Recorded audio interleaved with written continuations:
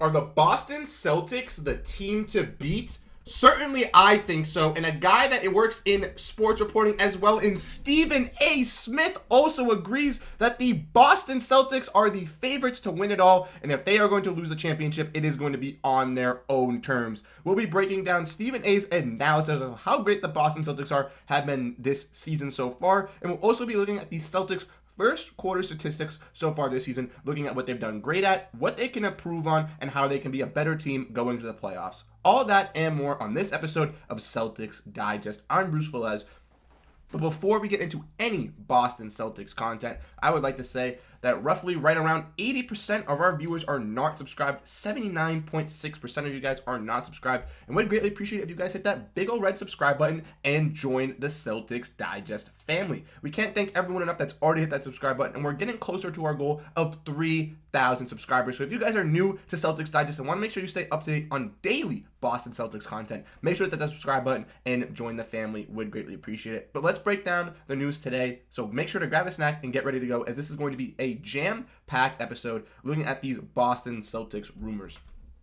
Today, we'll be looking at how the Celtics are the favorites to win it all. And I know as a Celtics fan, this is a little bit biased, but obviously I think the Celtics are the favorite to win it all. They've been a dominant team in the Eastern Conference so far. They are a top team in the East, and they have been dominant at home for this season so far. Ultimately, though, I'm not the only one that agrees, and a guy in Stephen A. Smith, a famous ESPN reporter, also agrees. In an interview, he says the Celtics are the title favorites. He had an interview today with Cedric Maxwell on his podcast, and they broke down some things talking about the Boston Celtics, and Stephen A. had some key things to say.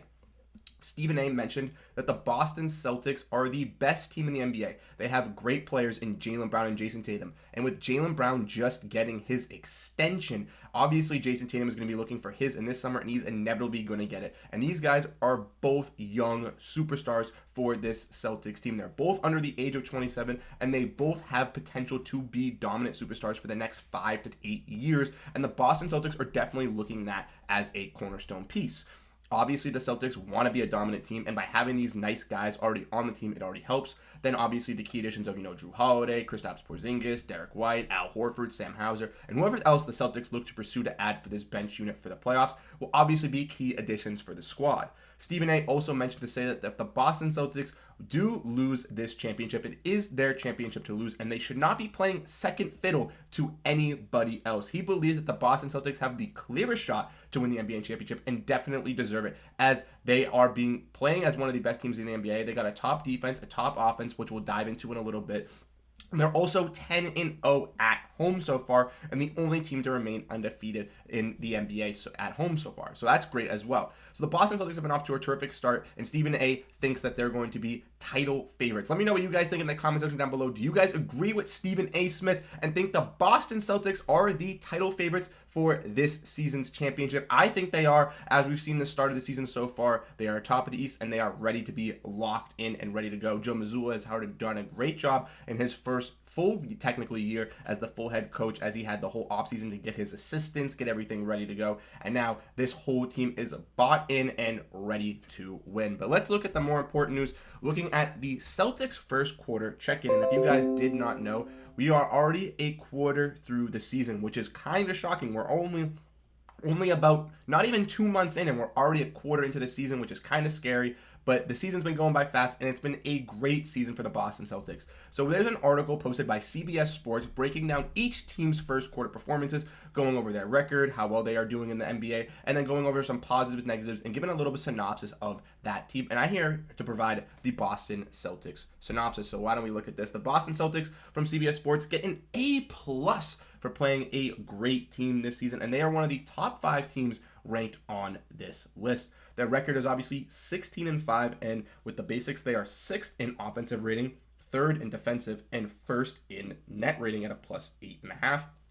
And the Boston Celtics, like I mentioned in yesterday's video, are one of the 2 only teams in the entire NBA that are in top 10 offense and top 10 defense. They were a higher offensive scoring team until Kristaps Porzingis got hurt. Now that Kristaps Porzingis has gotten back, their offense has gotten a little bit better, and we should see their offense to improve. But I think by the end of the season, they'll definitely still be a top 5 offensive team and a top 5 defensive team. with being top 3 in the net rating, which is just incredible to see from this team. One notable stat is that Boston's new starting 5 is annihilating everyone. It has outscored opponents by 27.5 points per 100 possessions, the best mark of any lineup that has logged at least 70 minutes in this half court. Where an average team scores 98 to 98 points per 100 possessions, this lineup is scoring 113 per 100 and holding opponents to 83 points per 100 according to Cleaning the Glass, which is just outrageous stats to look at from this starting lineup. Obviously, the Celtics starting 5 has been key for this team's success. The bench has been a little bit lackluster, but this starting 5 is looking like the best starting 5 in the NBA and might be one of the best starting 5s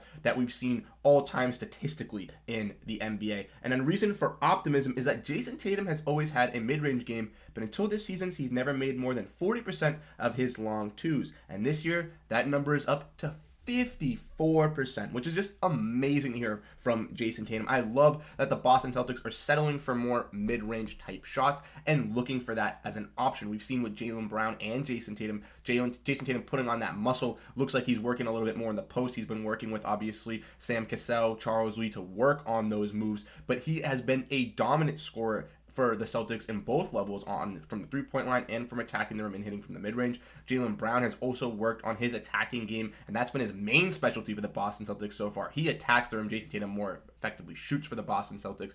But if we want to look at one thing that the Celtics can improve on is, while we can look at one thing for pessimism, and that's while Jules Mazzulla talked about diversing the shot profile coming into the season, is so far virtually identical. Tons of threes, particularly above the break, not a ton of mid-range shots, and probably not as much at the rim as you'd like, especially because the free throw rate has remained unremarkable. And that is true. The Celtics obviously need to get better at that free throw game, and in some of these games, they have started out and been a very offensive threat from three-point range, but in some games as well, they've decided to attack the basket and play more of a physical game, and those are against physical opponents. For example, a game versus the Orlando Magic in the in-season tournament was a very physical game with no three-point shooting. A game versus the Memphis Grizzlies was also a very physical game with very little three-point shooting from the Boston Celtics. So the Celtics do have some times where they do roll out and don't shoot the three and don't prioritize it that much, but it is a notion that Joe Mazzulla does live or die by that three ball. And if the Celtics are down 12 or 15 points, they're still going to be chucking up those threes trying to get back instead of attacking the rim, which is something that they should prioritize a little bit more, but they've actually prioritized attacking the rim a decent amount from Jaylen Brown, which I do like. We want to look at the Celtics synopsis here. We can see that Al Horford is a fine shooter, but Kristaps Porzingis is something else. With a center who's a threat from several feet behind the three-point line, the Celtics spacing has been supercharged. And just like they hoped, Porzingis has provided vertical spacing in addition to the long bombs. Everything he did from the spotlight with the Washington Wizards last year has carried over, and since Boston has been the league's best team, he hasn't been bothered by the reduction in post-ups and isolations.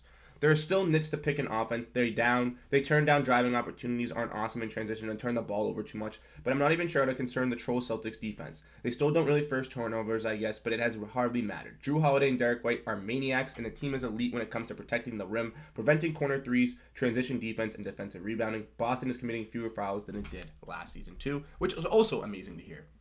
From my synopsis of this and what I can understand if we want to look back at this real quick, is the Celtics offense has gone better. Kristaps Porzingis has been a dominant threat for the Boston Celtics as a vertical threat as well. And we've seen with him being injured as well for the past couple games, Al Horford has stepped up tremendously for the Boston Celtics in that Kristaps Porzingis role. But Kristaps Porzingis in the beginning of the season was a little bit more of a three-point threat, was hitting more of his shots, wasn't really playing in the post as much, and they definitely need to be looking at him as a post option for a little bit after we get back from this injury and get started back into this week. He also mentions that the Celtics don't really force turnovers, which is true, but guys like Jrue Holiday and Derrick White have been great on that fast break defense and have been getting some steals for the Boston Celtics. The one problem I will say with the Boston Celtics is guarding the three-point line and stepping up. There is one problem where the Boston Celtics will get tons of screens set on them, and they will either go above or under the screen, and it will just not work for them, and the guy will just pull up and step up. Or there's been instances too where there's been like a guy, for example, Tobias Harris,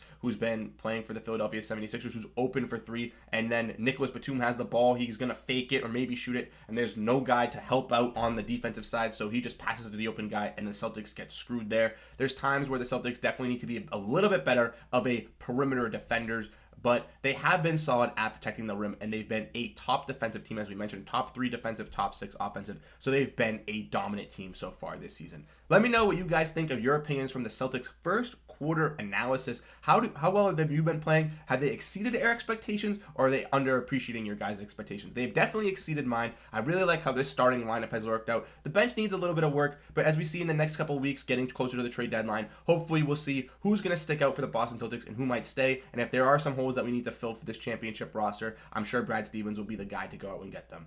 Thank you guys so much for listening to this episode of Celtics Digest. If you guys are still not subscribed at this point in the video, what are you guys doing? We know you enjoy the content. Hit that subscribe button and join the family. Would greatly appreciate it. I'm Bruce Veliz. Thank you guys so much for tuning into this episode of Celtics Digest, and I'll catch you guys in the next one. Peace out.